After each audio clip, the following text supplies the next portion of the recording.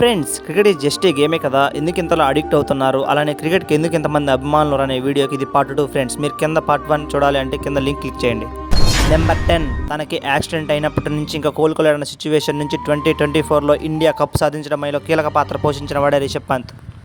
Number 8, తన గడ్డం నుంచి రక్తం కారుతూ ఉన్న వాటిని ఏమాత్రం పట్టించుకోకుండా తన టీం కోసంగా చివరి వరకు పోరాడి విజయం సాధించిన వాడే షాజిద్ ఖాన్. నెంబర్ 7, మ్యాచ్ ఆడుతూ ఉండగా బాల్ వచ్చి డైరెక్ట్ చెయ్యి తగిలి చెయ్యి మొత్తం ఫ్రాక్చర్ అయ్యి చెయ్యి ఇరిగినా కూడా తన టీం ఎలా అయినా విజయం సాధించాలి అని మళ్ళీ బ్యాటింగ్ ఆడడానికి వచ్చిన వాడే గ్రీన్ స్మిత్.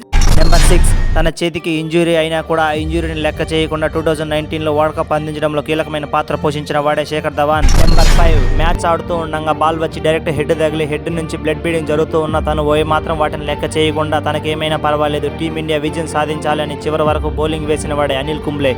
నెంబర్ 4, తనని ఇండియన్ ఫ్యాన్స్ అందరూ కూడా చెప్పి అన్న తన భార్య తనకి విడాకులు ఇచ్చి వెళ్ళిపోయినా తను మాత్రం ఏమాత్రం వాటిని పట్టించుకోకుండా టీమిండియా కోసం పోరాడిన వాడే హార్దిక్ పాండ్యా.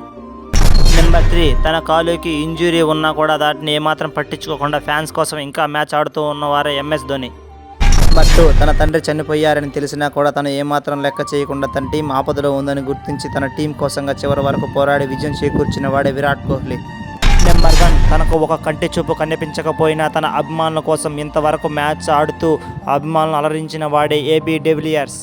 ఫ్రెండ్స్, ఇలా చెప్పుకుంటూ పోతే ఎన్నో క్రికెట్ కోసంగా ఎంతోమంది బ్యాట్స్మెన్స్ అలానే ఎంతోమంది అభిమానులు కూడా క్రికెట్ కోసం ఎన్నో వదులుకొని మరి క్రికెట్ ఆడుకుంటూనే ఉంటారు. ఫ్రెండ్స్, మీ యొక్క ఫేవరెట్ బ్యాట్స్మెన్ ఎవరు కామెంట్ చేయండి.